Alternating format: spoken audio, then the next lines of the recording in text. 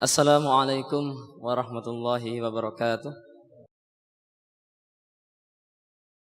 Innal hamdalillah nahmaduhu wa nasta'inuhu wa nastaghfiruh wa na'udzu billahi min shururi anfusina wa min sayyiati a'malina. May yahdihillahu fala mudilla lahu wa may yudlilhu fala hadiya lahu.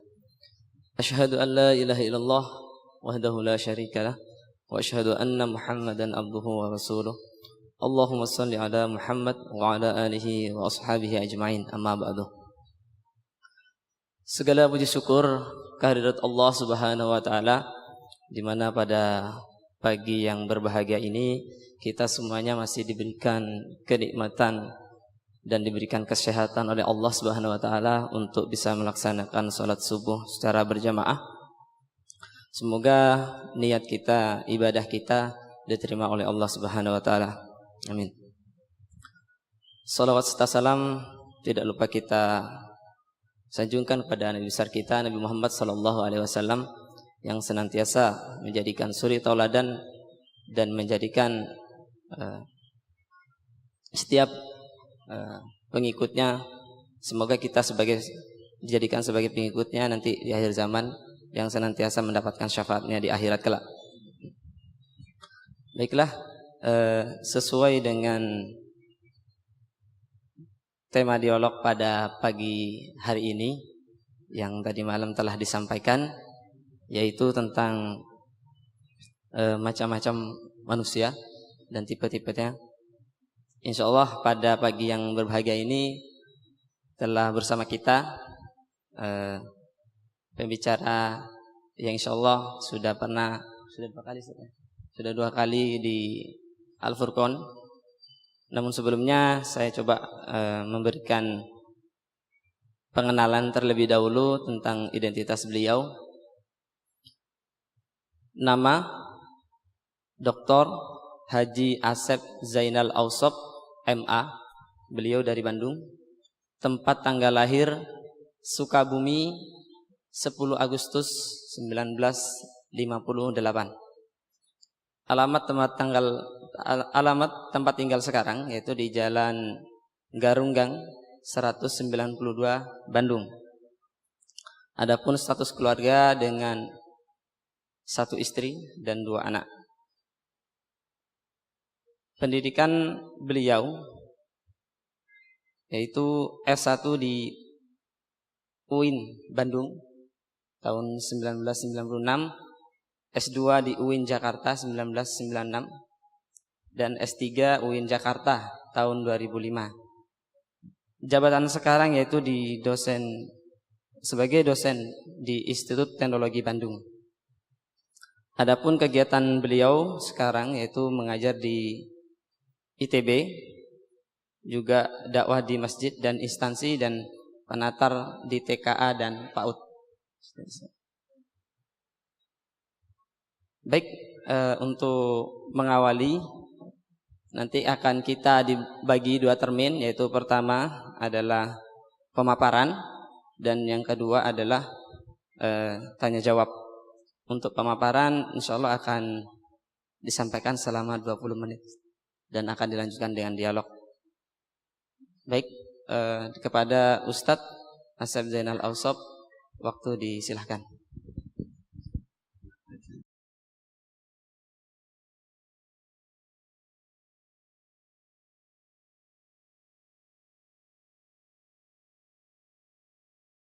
Assalamualaikum warahmatullahi wabarakatuh.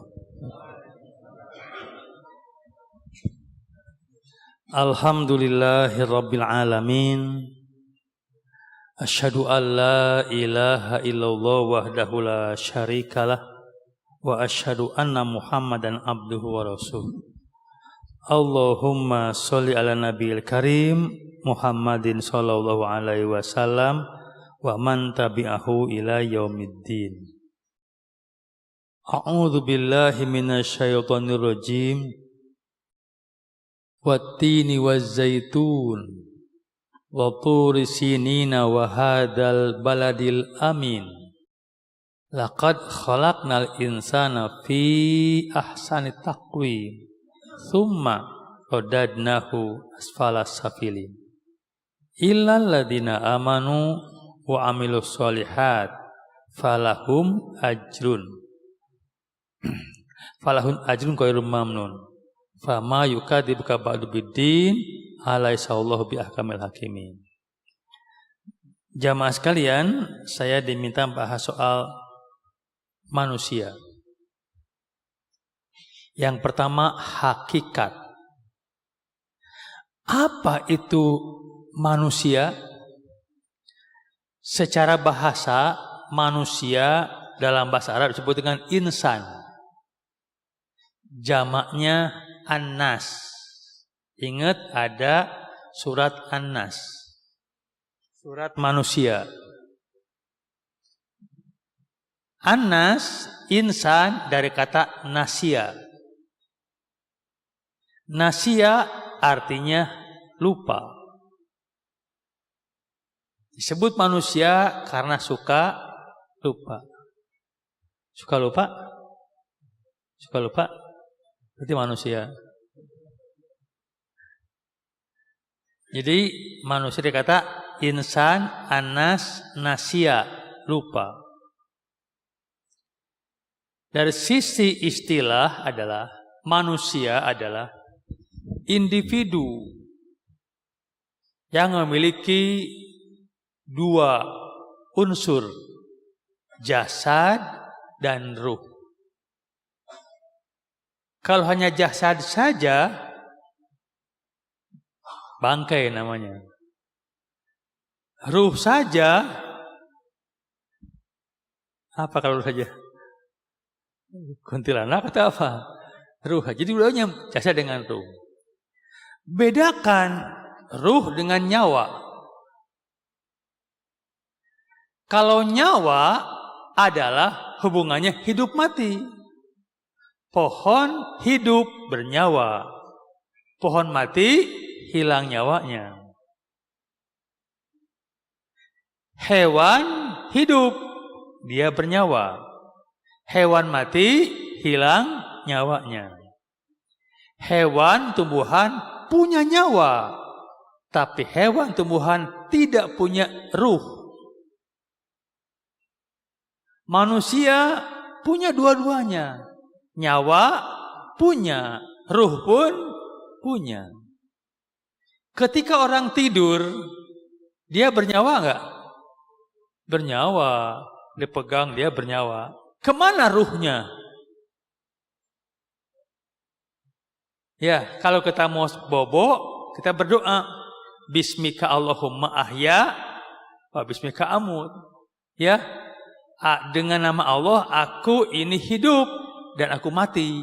Kalau mau tidur, kalau begitu tidur mirip-mirip dengan mati. Hanya bedanya kalau mati nyawa ruh hilang dua-duanya. Tapi kalau tidur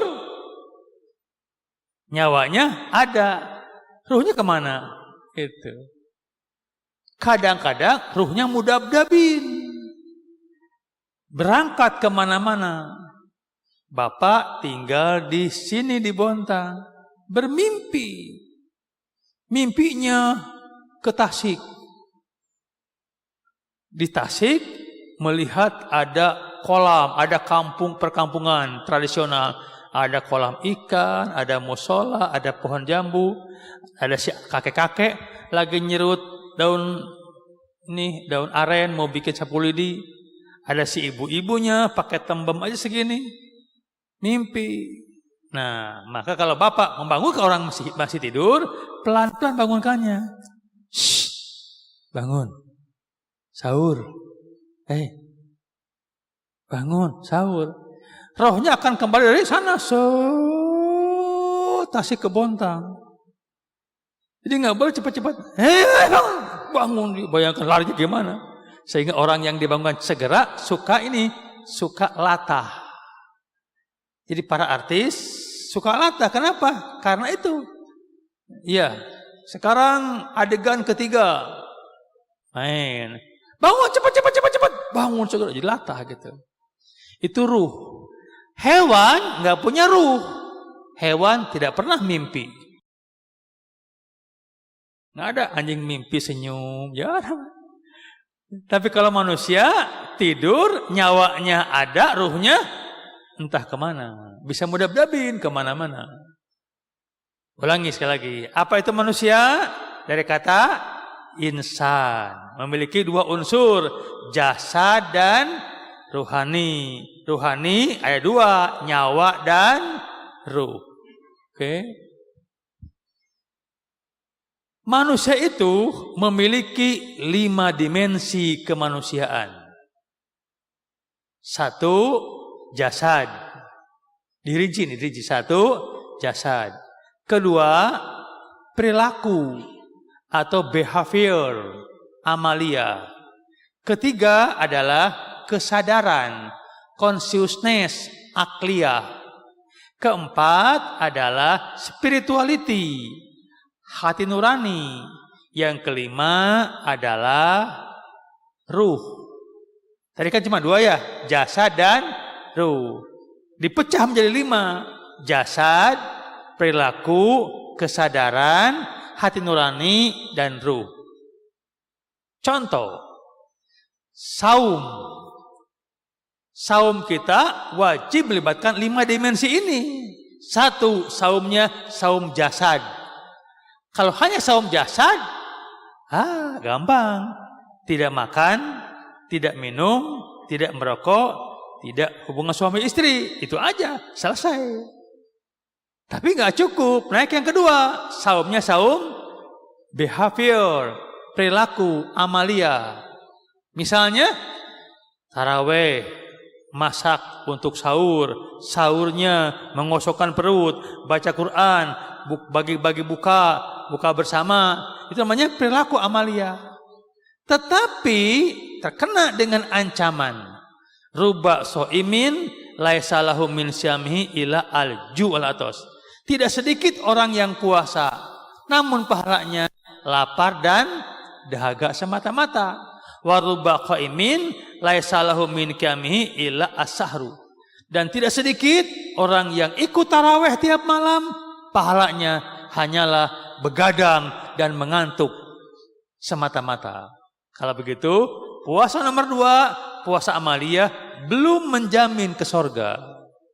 Banyak amalnya, belum pasti masuk sorga. Naik yang ketiga, saumnya saum kesadaran, consciousness, saum akliyah. Kita lapar ketika puasa. Aduh, lapar. Gimana ya orang miskin laparnya? Kalau saya lapar, tinggal nunggu maghrib. Orang miskin lapar, nunggu maghrib sama aja, nggak punya apa-apa. Kasihan ya. Kalau begitu, saya harus berbagi kepada fakir miskin. Saya wajib memberi mereka makanan. Muncul kesadaran, itu saum beneran. Level 3 tapinya. Naik yang keempat. Apa itu? Saum keempat, saum spirituality, hati nurani. Mengendalikan diri. Prinsipnya idfa billati hiya ahsan. Tolaklah semua sikap buruk orang lain dengan sikap baikmu. Dia menghina, aku balas dengan pujian. Dia pelit, aku kasih. Dia judes, aku ramah. Senyum sinis, senyum manis. Ketawa mengejek, ketawa mengajak. Dia musuhi, aku merangkul. Bisa begitu? Itu udah saum kelas level 4. Surganya wajib itu. Yang kelima, saum ruh. Saum ruh ialah manakala jiwanya sudah jiwa Ramadan. Bulan apapun dia anggap Ramadan. Tarawihnya, tahajudnya terus panjang tahun. Sidqahnya setiap hari. Baca Quran setiap waktu. Taubatnya setiap saat. Pokoknya bagi dia sepanjang tahun adalah Ramadan. Itu jiwa saum ruh. Ulangi sekali lagi. Itulah disebut dengan hakikat manusia. 1. Berapa menit nih? 2 sekarang. Coba lihat surat At-Tin. Wat-tini was zaitun. Demi pohon tin, pohon zaitun. Kesananya bahas soal manusia. Jadi sebelum Allah menjelaskan apa itu manusia, Allah sebutkan dua buah. Buah tin dan buah zaitun. Apa itu buah tin? Apa itu buah zaitun? Buah zaitun disebut dengan buah olive. Gedenya segede ujung jempol. Itu buah zaitun multiguna. Dipakai makan bisa, asinan bisa, dibuat minyak bisa. Pokoknya banyak manfaatnya. Itulah manusia. Disuruh makan bisa, buat masjid bisa, disuruh buat perahu bisa, berenang bisa, terbang bisa. Pokoknya manusia serba hebat. Kalau gajah walaupun gede, nggak bisa dia. Gede aja badannya, otak bodoh. Gajah 5, anak kecil 1. Nah, atuh gajah. Nah, kalau kata mas, dikit aja. Udah, tapi nggak berani. Bodoh kecil itu walaupun gede. Itu ya. Bebek 40 ikut aja sama pembimbingnya. Itu bodoh. Manusia itu kayak zaitun, serba bisa. Tapi ingat, ada buah tin. Apa buah tin? Buah tin itu buahnya segede gini nih. Segede gini buahnya. Isinya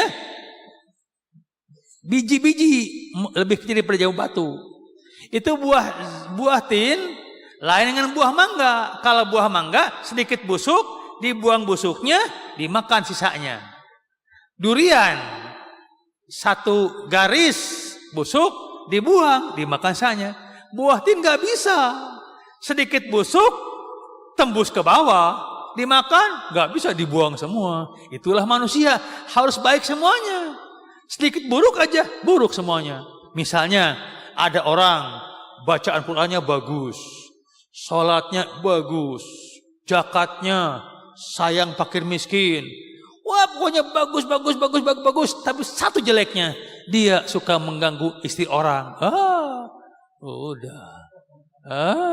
Itu. Jadi nggak boleh ada yang kurang sedikit pun. Itu manusia. Jadi saya, Bapak manusia. Kalau begitu Bapak dengan saya harus baik semuanya. Kalau gajah, yang penting tenaganya. Gajah sembarangan terserah. Anjing yang penting hidungnya bagus. Anjing nakal asal bodoh. Manusia nggak bisa, harus baik semuanya. Kayak buah tin, itu ya. Kemudian wajah manusia fi ahsani taqwim sangat bagus. Jadi manusia itu makhluk terbaik arsitekturnya. Letak mata, 2 hidung, bibir. Coba kumpulkan semua ahli melukis, ahli menggambar, tolong buatkan spesies makhluk yang lebih cantik dari manusia. Nggak ada. Coba Bapak menggambar aja, gambar makhluk barulah, sok.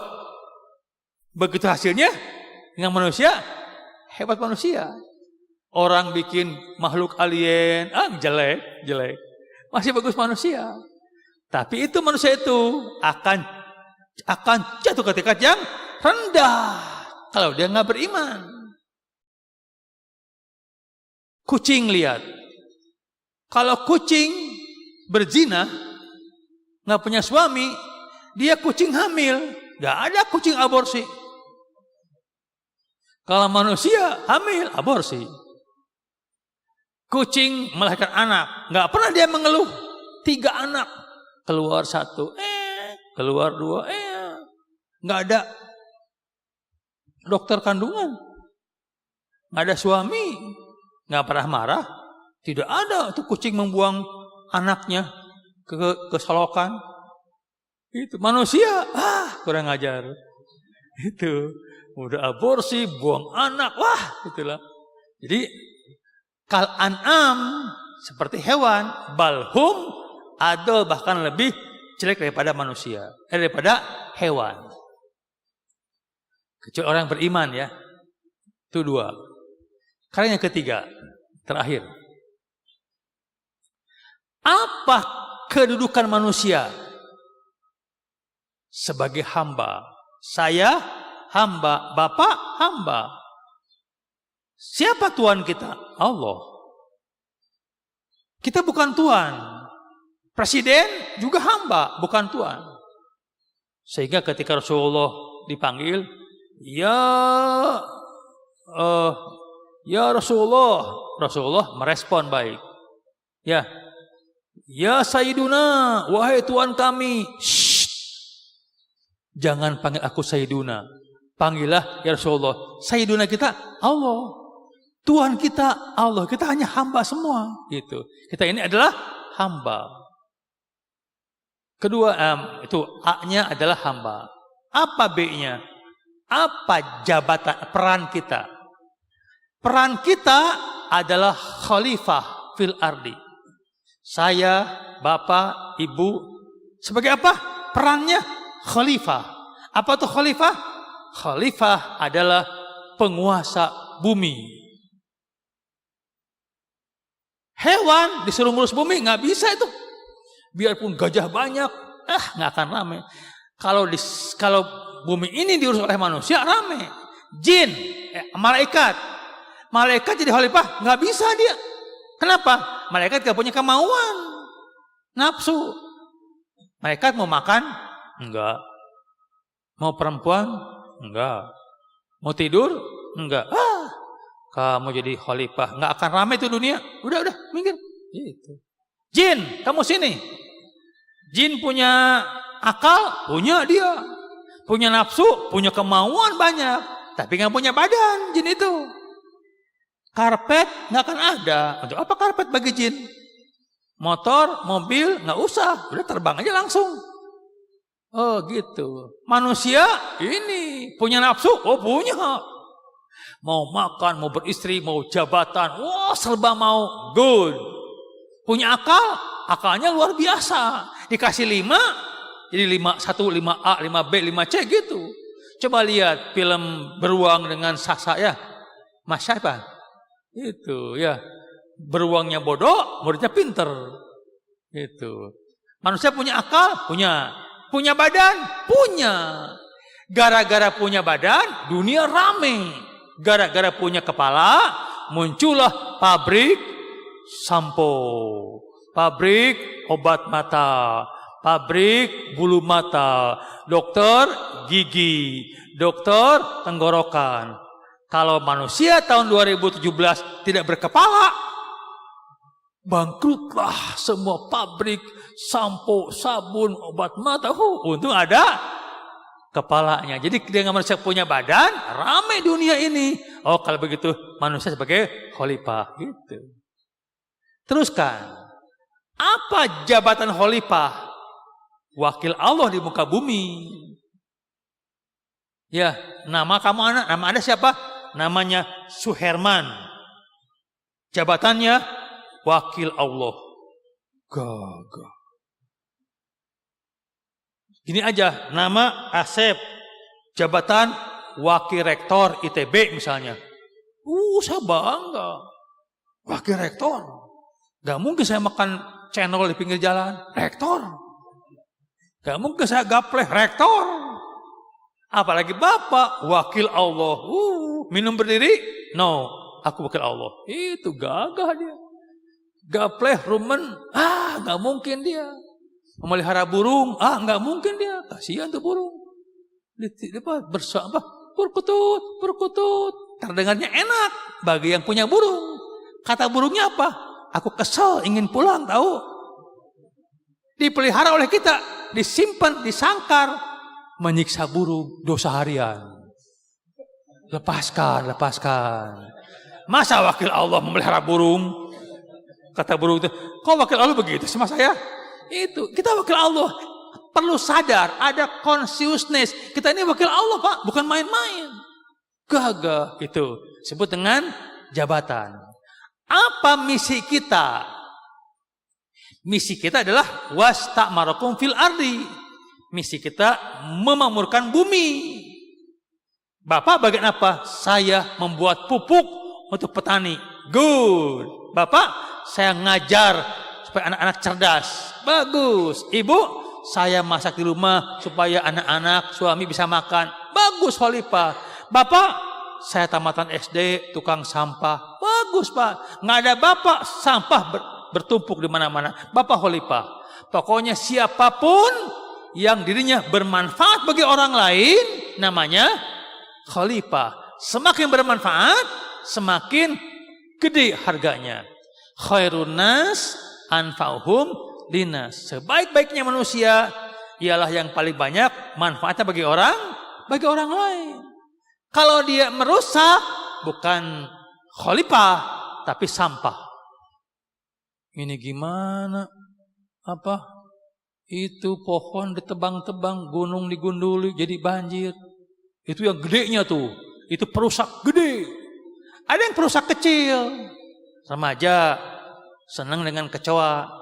Kecoa diambil, terus dibalikan badannya. Set. Kecoa gini. Nggak bisa balik lagi. Ayo, usaha, ayo, terus, ayo, terus. Itu adalah perusak kecil. Kata si kecoa, kurang ajar. Aku jadi capek begini. Emang nggak dibunuh sih, tapi disiksa itu. Nah itu. Pokoknya bermanfaat bagi orang lain, khalifah. Nggak bermanfaat, destroyer, perusak, sampah dia. Bukan soal pendidikan, Pak. Itu apa tadi? Misi. Apa tujuan kita? Tujuan kita adalah mardotillah, mendapat ridho Allah. Saya sebagai tukang sampah, tukang nyapu, yang dosen, pupuk kaltim, ya itu ibadah. Kalau hanya gaji kecil, Pak. Bapak kerja di pupuk kaltim 40 tahun. Berapa gajinya? Jumlahkan aja. Sebulan berapa? Setahun? 40 tahun? Cuma sedikit. Masih gede ujroh. Salat qabla subuh. Rakaataini qabla subhi khairum minad dunya ma fiha. Salat 2 rakaat qabla subuh tadi hanya 2 rakaat dan sunat pahalanya lebih besar daripada dunia dan seisinya. Sekali salat subuh 1 dunia, 5 kali 5 dunia, 30 kali 30 dunia. Berapa sok gaji di PT di Kaltim? Masih gede, sholat subuh sekali. Ya kan? Jadi kalau dia nggak sholat subuh, kerja PKT bodoh, saya receh. Tapi diutang nanti. Kenapa nggak dikontan? Kalau dikontan nanti mental pulih dong. Kerja, ibadah, sholat, puasa. Gede duitnya, kaya lah dia. Setelah kaya, istirahat 2 tahun. Nggak sholat. Kenapa? Masih banyak uangnya. Itu. Yang berikutnya, apa strateginya? Strateginya adalah jadikan semua kegiatan sebagai ibadah. Berkedip pun ibadah. Apalagi sholat, apalagi kerja. Berkedip pun ibadah. Ada kedip ibadah, ada kedip yang dosa. Begini, kedip begini, ibadah. Begitu gini, itu dosa tuh. Cek, tuh lihat tuh. Itu orang, itu dosa tuh. Senyum manis, ibadah. Senyum sinis, dosa. Jangan bernapas kalau nggak jadi ibadah. Jangan bergerak kalau nggak jadi ibadah. Akhirnya pada ujungnya kita mencapai liqa rabbihi, target akhir bertemu dengan Allah. Udah itu ujungnya. Percuma kalau bapak ini misalnya sekolah sampai S3, doktor, terus postdoktor, gelar profesor, tentara bintang 4, apartemen di tiap kota, mobilnya berbilang, deposito menumpuk, piagam penghargaan, bercejer di dinding. Keluar negeri setiap minggu, seminar, simposium setiap bulan. Ketika dia mati, ribuan orang datang ke rumah, menjenguk, melayat, menangis. Bunga-bunga kematian bercejar di mana-mana. Ketika berangkat ke kuburan, dikawal oleh Forriders polisi dengan raungan sirene. Ngong. Konvoi mobil di belakang banyak. Ketika di kuburan, dipasang tenda yang indah. Ketika mayat masuk ke lubang lahat, set, kata Allah, aku tidak ridho kepadamu. Jeblak kata Pak. Untuk apa saya hidup puluhan tahun kalau ujungnya Allah enggak ridho? Mau kemana? Ke dunia kembali nggak bisa. Itu Pak bahayanya. Ingat, Bapak itu khalifah manusia, ada ujungnya, surga atau neraka. Kalau hewan jadi tanah, kita nggak bisa. Begitu mati, usia 70 tahun, mati misalnya. Kata Allah, aku tidak ridho kepadamu. Udah, mau kemana sob? Pakai baju putih, peci haji. Ternyata kita ada kesombongan, ada arogansi. Begitu mati Allah nggak ridho. Wah, bahaya. Apalagi kalau nggak ibadah. Itu Pak. Jadi ingat, kita manusia nih, kita punya ruh yang akan ditanggung jawab nanti. Oke, itu saja. Sekian, terima kasih.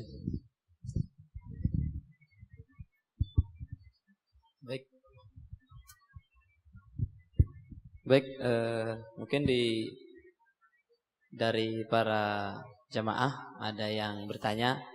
Pertanyaan pertama saya batasin dengan 3 pertanyaan terlebih dahulu dari 2 bapak-bapak, dan mungkin ada ibu-ibu yang mau bertanya. Dipersilakan 1 pertanyaan dari ibu-ibu. Boleh nanya, boleh mengomentari, boleh menyanggah, boleh mendebat, gak apa-apa. Silakan. Terima kasih. Assalamualaikum warahmatullahi wabarakatuh. Nama saya Guntur, Pak. Tadi Bapak sebut 2 rakaat sebelum subuh, dunia seisinya, Pak ya. Insya Allah betul hadisnya, Pak ya. Berarti Bapak sama saya insya Allah setiap pagi qobliyah sebelum subuh 2 rakaat, Pak ya. Saya bingung, Pak, belum paham. Saya anggap saja TA, Pak ya, TK, PAUD. Apakah cukup? Padahal teman-teman kita seluruh masjid ini setiap pagi insya Allah 2 rakaat sebelum subuh, Pak. Kalau setiap hari dunia seisinya, apa muat, Pak, nanti menyimpan pahala orang segini banyaknya, Pak? Terima kasih, Pak. Assalamualaikum warahmatullahi wabarakatuh. Saya tambah dengan 2. Mengapa terlalu gede pahalanya, gitu kan? 2, saya jawabkan. Gini, hanya sholat 2 rakaat qobla subuh, pahalanya lebih besar daripada dunia seisinya. Mengapa? Begini, saya ayah ke anak saya, adek ke warung ya, beliin kerokan jenggot ya, gitu ya. Dia mau. Saya gembira, dia berangkat beli kerokan jenggot, pas pulang, papa ini kerokan jenggotnya, si adik anak papa hebat. Saya kasih dia uang 50.000. Padahal kerokan jenggotnya cuma 5.000. Ini adik, untuk adik ya 50.000. Wah, gede kan? Kata Mang Udin, si adik enak, sekali ke warung 50.000. Ya anak saya masalahnya. Kata Mang Udin, Pak Asep, kalau mau ke warung, nyuruh saya aja. Kalau kamu 5.000 aja, orang lain kamu. Itu anak saya. Allah sebagai pencipta kepada hambanya. Wih, luar biasa. Allah maha kaya. Dunia ini, alam ini, kalau dibandingkan dengan jumlah manusia, jumlah pasir, masih banyak besar alam ini. Wah, jadi ketika Allah ngasih pahala gede, wajar. Ya, sekali sholat 1 dunia. 5 kali sholat 5 dunia. Ini berapa nih? Katakanlah subuh ini ada 0,5 miliar orang yang sholat. Berarti ada 0,5 miliar dunia kan? Bapak ingat, yang namanya bintang itu lebih banyak bintang di langit ketimbang butir pasir di pantai. Matahari kita ini besarnya 120 kali lipat bumi. Bahkan matahari ada 9 sampai yang ujung. Matahari kita ini segede kacang hijau. Yang kedua segede kelereng. Matahari yang ke-9 2 kali bus gedenya. Itu baru matahari. Itu bintang. Belum disebut dengan galaksi. Satu galaksi itu isinya 300 miliar bintang.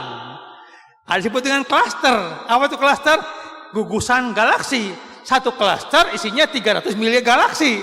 Wah, nggak akan habis di dunia. Ingat kata Allah, al-jannatu, jannatin ardu hasmal ar. Sorga itu luasnya seluas langit dan bumi. Bumi kita segede titik. Alam ini luasnya luar biasa. Jadi walaupun sekali sholat 2 bumi masih kosong bumi itu. Wah, gede. Wah, nggak mungkin Pak, penuh nggak mungkin. Kita memikirkan dengan otak kita kan, yang limited terbatas. Kita melihat dengan cakrawala yang luar biasa. Jangankan Allah, saya juga kalau kaya kepada anak masih gede. Sekali ke warung saya kasih 2 triliun. Saya orang kaya, untuk apa sekecil-kecil gitu. Jadi kalau orang itu mengejar dunia, kata Allah, kecil kamu. Ya, lihat suratnya, surat Ali Imran ayat ke-14. Zujina linnasi hubus syahwat minan nisa wal banin wa qanatul muqantarah dan sebagainya. Jadi betul kita senang anak, tapi ingat di sisi Allah ada pahala yang luar biasa. Jadi sangat rasional, Pak. Oke? Terima kasih. Yang kedua, silakan. Baik, pertanyaan kedua dan ketiga ditampung dulu ya. Baru di ini. Kenapa, Sok? Assalamualaikum warahmatullahi wabarakatuh. Nama Didi M. Iswanto. Sesuai paparan Ustadz tadi itu ada manusia, ada nyawa, ada ruh. Yang jadi pertanyaan, pada saat kita sakaratul maut, apakah nyawa dan ruh itu sama-sama dicabut? Pertanyaan pertama. Lantas kedua, apakah ruh itu dapat menerima doa-doa dari manusia yang masih hidup? Contohnya salah satu, ilah hadrodi ruhi umi bulan blank. Lantas yang ketiga, pada saat Nabi Muhammad yaitu menerima sholat, dia yaitu dari Masjidil Haram ke Masjidil Aqsa langsung ke Sidratul Muntaha, itu apakah dia itu bersama-sama jasad, lantas nyawa, lantas ruh? Yang terakhir, Pak Ustadz, manusia itu penuh dengan karakter-karakter. Pada saat saya kerja di Pupuk Kaltim, pertama dia itu care, namanya nasib ya Pak ya, itu berbeda Pak. Ada yang mendapat jabatan, ada yang tidak. Begitu tadinya dia itu sama-sama perantauan kesana kemari, oke. Begitu mendapat jabatan dia, waduh, jaga image, lantas jutek. Agak jauhan Pak, agak jauhan. Lantas diajak salam gitu, wah dia gak mau Ustadz, senyum aja ogah, apalagi ya untuk menerima sesuatunya itu Ustadz. Jadi dia betul-betul jutek. Karakter ini Ustadz, apakah pada saat dia tuh bayi sudah ditanamkan oleh Allah Subhanahu wa taala, atau dia berubah karena yaitu tadi proses kehidupan? Karena dia jabatan tadi cuman di dunia itu tadi. Sekian Ustadz, wabillahi taufiq wal hidayah. Assalamualaikum warahmatullahi wabarakatuh. Begini Pak, benar loh sekalian. Gini, sperma Bapak adalah hidup. Juga ovum ibu itu hidup. Dia bernyawa. Kalau nggak hidup nggak jadi anak. Namanya kehidupan tingkat sel.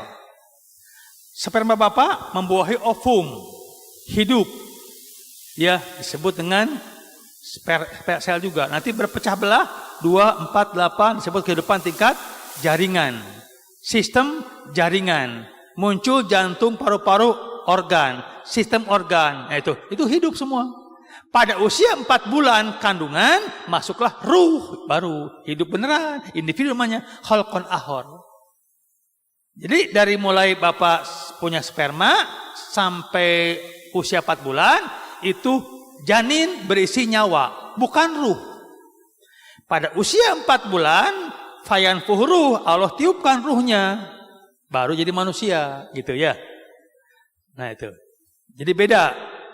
Begitu mati, nah ini hidup ada 9 level. Hidup tingkat sel, jaringan, sistem jaringan, organ, sistem organ, populasi, individu, komunitas ekosistem. Mati pun sama. Mati memiliki tingkatan. Satu, mati tingkat sel. Sel darah mati. Sel kulit mati. Ya. Yang kedua, jaringan. Rambut putih jatuh, jaringan. Kulit melepuh, lepas, jaringan. Yang ketiga, kematian organ, stroke. Tangannya sudah mati, orangnya masih hidup. Disebut dengan kematian tingkat organ. Cabut nyawanya, dua-duanya, nyawa hilang, roh pun hilang. Nah, ketika orang itu mati otak, itu masih ada apanya? Nyawanya. Ruhnya kemana? Sudah kurang berfungsi, dia nggak sadar. Kan consciousness, kesadaran ruh itu. Nah, sehingga ketika dia mati, dua-duanya diambil oleh Allah. Ketika Nabi Isra Miraj adalah dua-duanya, jasad dengan ruhnya. Kok bisa cepet, Pak? Gampang, Pak. Kayak ginilah, ada semut ke kita, naik ke tubuh kita nih, mau ke dada. Naik dari kuku terus ke jari. Kalau nunggu ke sini lama, kita ambil. Siniin, cepet gitu ya. Karena apa? Nabi itu Isra bukan jalan sendiri, tapi dibawa jalan. Oleh siapa? Malaikat. Malaikat apa? Jibril. Berapa kecepatan cahaya? 300.000 km per jam. Itu cahaya matahari. Ini bukan cahaya malaikat. Tanpa bobot, kecepatannya luar biasa. Dan barokah lagi, dipercepat oleh Allah. Jadi sangat mungkin. Yang kedua, bisa saja dengan sistem pencahayaan. Star Trek. Hilang dia. Dibawa aja ke sana. Kembali ke sini bisa. Allah sangat mudah lah. Sekarang mah gampang pakai ilmu pengetahuan. Banyak teori mah gampang. Dulu mah mungkin orang berat. Sekarang mah gampang ya. Tidak, ya kan? Yang ketiga. Oh iya. Ruh bisa menerima doa tidak? Begini. Siapa yang menerima doa? Allah, bukan ruh. Ruh menerima efeknya. Gini. Ya Allah, ayahku telah meninggal dunia. Aku berdoa kepada Engkau ya Allah, kepada Allah nih. Maafkanlah dia, terimalah dia sebagai ahli sorga. Allah mendengar, Allah mengabulkan. Maka roh tadi yang semula berada di kuburnya sijin, penjara, pindah mutasi ke iliyin, dipindahkan. Kenapa aku pindah, malaikat? Doa anakmu. Itu. Doa anak seperti tambang. Bapaknya tenggelam di air, lep, tolong nak, lep, tolong, gitu. Apa kata anaknya? Papa, mama, nih pegang tambangnya, pegang papa, pegang. Ayo adik-adik berdoa. Rabbighfirli wali walidayya warhamhuma kama rabbayani shogiro. Hanya dia naik ke tempat yang aman. Itu doa anak. Gawatnya kalau bapaknya tenggelam, tolong nak, anaknya lagi gaprek. Ini mana doanya untuk orang tua? Wah, kasihan tuh anak. Nah, tapi gini Pak, doa anak dengan doa yang lain beda. Kalau doa yang lain, kita nih berdoa hanya untuk mengurangi dosa. Ya Allah, maafkan dosanya. Dosa dia berkurang. Tapi doa kita tidak bisa nambah pahala bagi orang itu. Kecuali doa anaknya. Doa anak punya dua fungsi. Satu, mengurangi dosa ayahnya. Yang kedua, menambah pahala bagi ayahnya. Anda berdoa nak? Ya berdoa. Kamu orang soleh? Insya Allah. Kamu soleh gara-gara siapa? Gara-gara ayah mendidikku. Gitu. Jadi kalau begitu, setiap dia beramal soleh, sholat, apa saja, kamu punya pahala, ayah pun punya pahala. Itu bedanya. Di doa kita hanya untuk mengurangi dosanya. Doa anak, dua. mengurangi dosanya, menambah pahala bagi dia. Maka disebutkan oleh hadis, idza mata ibnu adam in qata amaluhu, kalau anak Adam meninggal dunia putus amalnya kecuali 3. 1, sedekah jariyah. Bapak ngasih meja ke masjid, bapak meninggal dunia, pahalanya terus mengalir. 2, cari ilmu. Saya ngajar sekarang, bapak ngajar, ilmu saya diamalkan, saya meninggal dunia masih punya pahala. Atau yang 3, anak soleh. Kita punya anaknya soleh, kita wafat, anak soleh, pahalanya kalau dia beramal, pahalanya untuk yang orang tuanya. Atau mungkin anak orang lain yang disolehkan gitu. Ya. Baik, silakan pertanyaan ketiga. Mungkin Assalamualaikum ibu-ibunya ada dulu. Ada ibu-ibunya? Oke, silakan lu. Assalamualaikum warahmatullahi wabarakatuh. Nama saya Hadi Ustaz. Saya mau bertanya tentang, bukankah dunia ini diciptakan untuk manusia untuk kesenangan, Ustaz ya? Ya. Seperti orang tadi memelihara binatang, Ustaz. Kan kalau dia memeliharanya itu dengan tanggung jawab misalnya, dia memberi makan setiap hari, nah, seperti binatang, burung ataupun ikan. Nah, seumpama kita sudah bertanggung jawab kepada binatang peliharaan itu, namun binatangnya itu meninggal saat mati itu, apakah berdosa orang tersebut? Dan seumpama tadi Ustadz bilang manusia itu kafilah, khalifah, dan untuk apa memelihara burung gitu atau ikan gitu ya di akuarium? Kalau tujuan orang tersebut memelihara burung supaya misalnya burung itu langka, dan kalau dibiarkan di alam bebas, bahkan dia nanti bisa mati, bisa punah, apakah itu perbuatan yang salah gitu, Ustaz? Demikian, Ustaz. Terima kasih. Assalamualaikum. Ya. Ada dalil, ada dalih. Dalil Al-Quran, dalih mengelak. Gini, apa yang dipelihara oleh manusia? Ialah al-an'am, hewan ternak, sapi, kambing, ya silakan. Burung mah nggak masuk.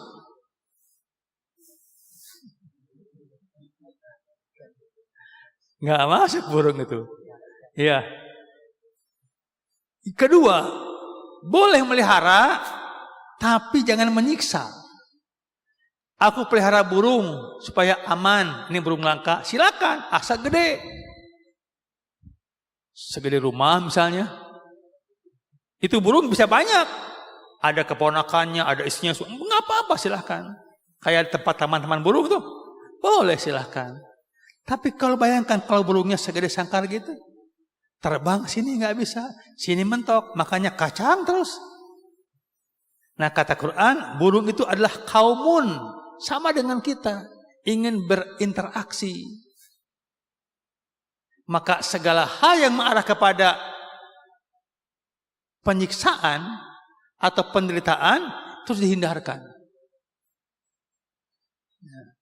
Pak Wali Kota Bandung setelah mendengar ceramah saya, dia bertekad melepaskan semua burung-burung di balai kota. Balai kota, tapi itu burung kembali lagi, Pak. Kembali lagi kemana? Ke balai kota. Sekarang burungnya hidup di sekitar balai kota, tapi nggak pakai sangkar. Jadi burungnya enak sekarang tuh. Tiap subuh berkicau biasa, dikasih makan, gitu aja di luar gitu. Dan nggak ada yang ngambil karena di dalam lingkungan wali kota ya, di pendopo. Bisa. Jadi kesenangan itu bisa, boleh, asal jangan membuat pihak lain tersiksa. Akuarium, yang gede dong akuariumnya. Yang ikannya satu pakai gelas, gitu. Kasihan tuh. Dosa itu. Jadi bukan nggak boleh senang, tapi senangnya jangan buat pihak lain tersiksa, itu aja masalahnya. Oke. Silakan. Ada ibu-ibunya? Silakan. Sampai jam berapa?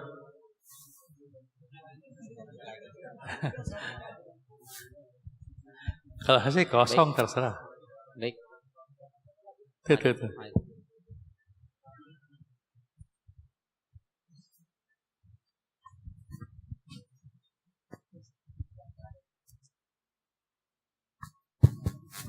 Assalamualaikum warahmatullahi wabarakatuh.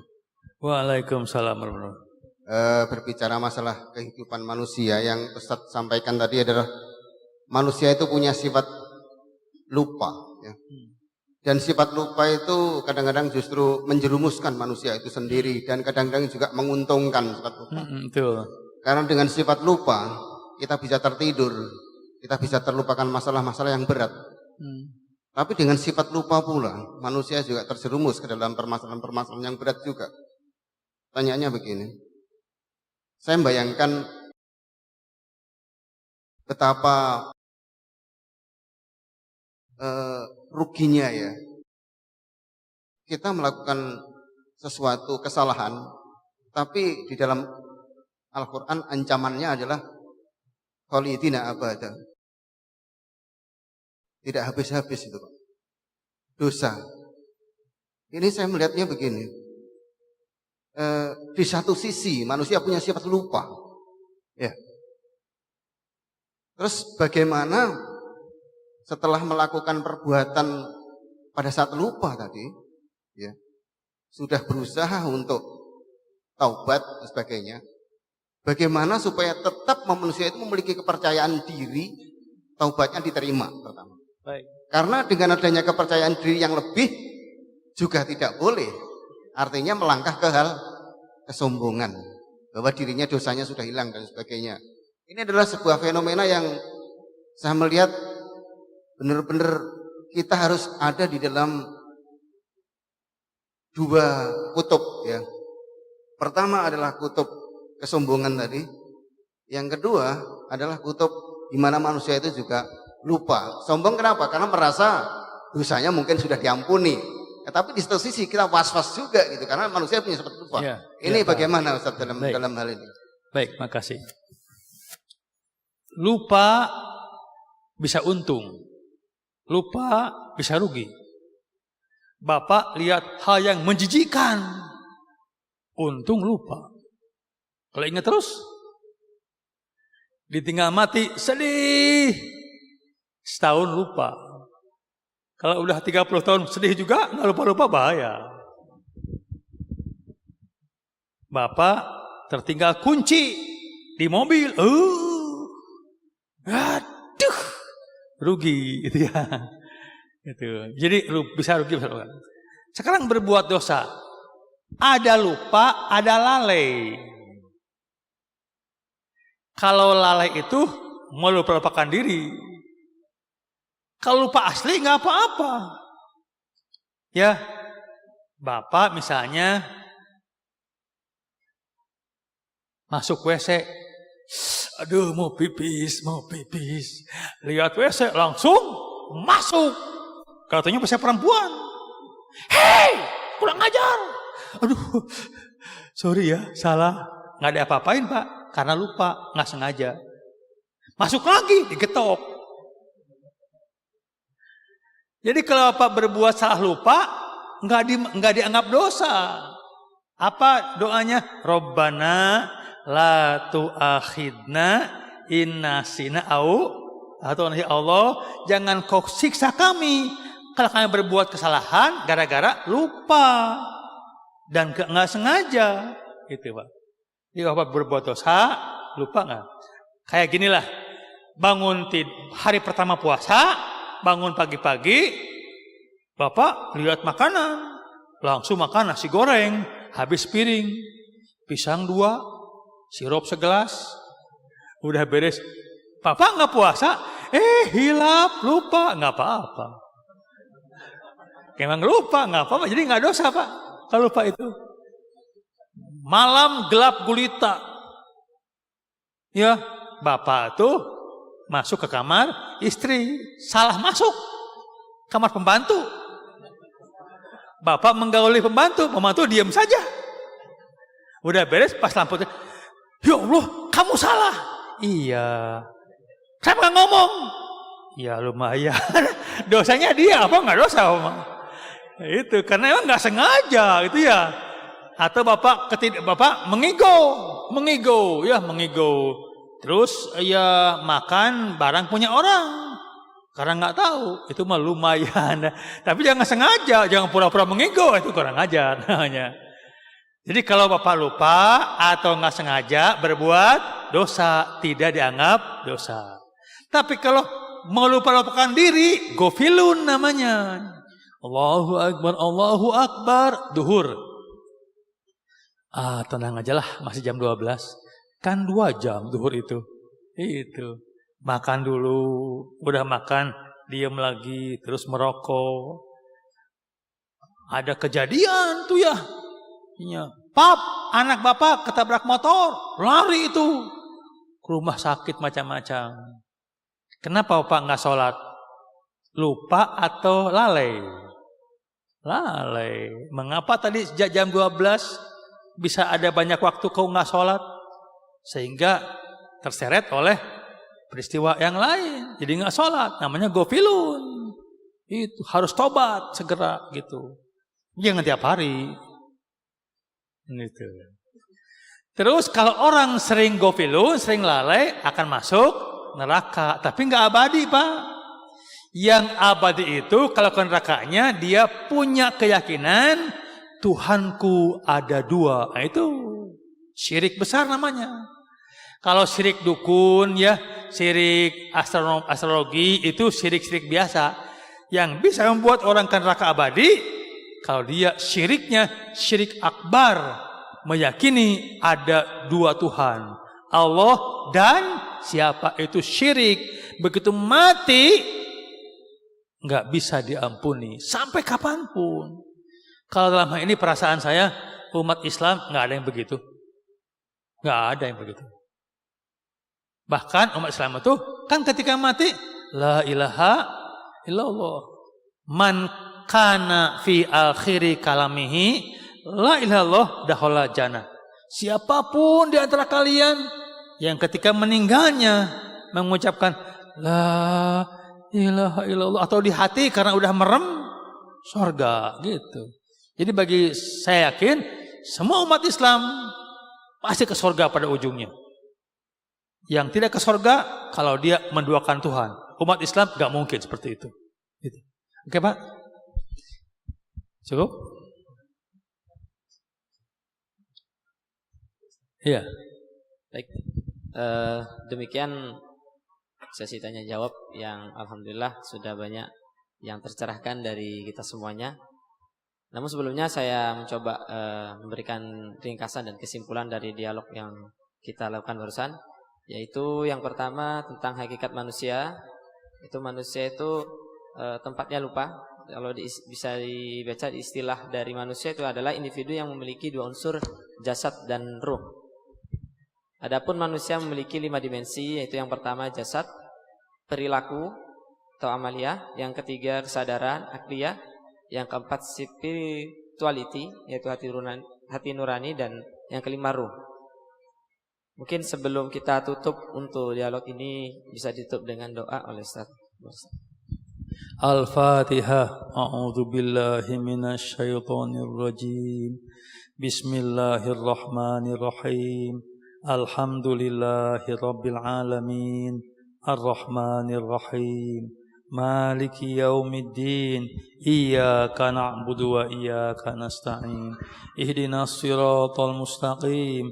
Siratal ladzina an'amta 'alaihim ghairil maghdubi 'alaihim waladdallin.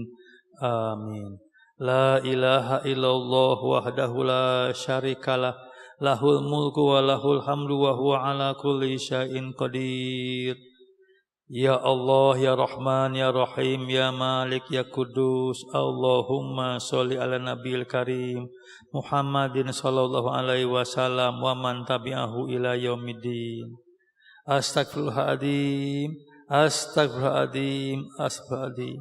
Ya Allah, kami semua tunduk bersimpuh di hadapan-Mu. Berikanlah ya Allah kami kecerahan hati dan pikiran, agar kami hidup lebih tenang dan lebih mampu berbuat kebaikan. Rabbi adkhilni mudkhala sidqin wa akhrizni mukhraja sidqin waj'al li minal sultanan nasira. Ya Allah ya Rahman ya Rahim, masukkanlah kami dengan cara masuk yang baik, keluarkanlah kami dengan cara keluar yang baik. Berikan kami semua pemimpin yang menolong. Rabbana dzalamna anfusana wa illam taghfir lana wa tarhamna lanakunanna minal khasirin. Rabb, ya Allah ya Rahman ya Rahim, kami telah mendolimi diri kami, maafkan kami.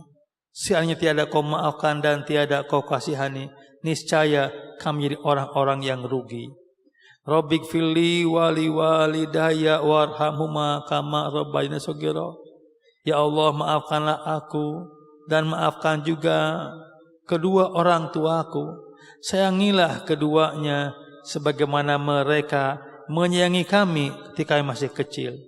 Allahumma inna nas'aluka rizqan wasi'a wa ilman nafi'a wa amalan muttaqabbala wa shifaan min kulli da'in wa saqamin. Ya Allah ya Rahman ya Rahim, kami mohon kepada Engkau ya Rabb, berikan kami rizki yang berkah, ilmu yang bermanfaat, amal-amal yang diterima. Jauhkan kami semua dari penyakit dan derita. Ya Allah, kami juga berdoa mudah-mudahan PT Pupuk Kaltim ini maju berkembang pesat, bermanfaat bagi orang banyak dan menjadi media rizki bagi kami semua. Mudah-mudahan kami semua dipadukan oleh Engkau ya Allah, sehingga banyak raga satu jiwa, banyak rasa satu perasaan, banyak warna satu nuansa, banyak kehendak satu cita, yakni kami semua menjadi orang-orang yang beriman dan bertakwa.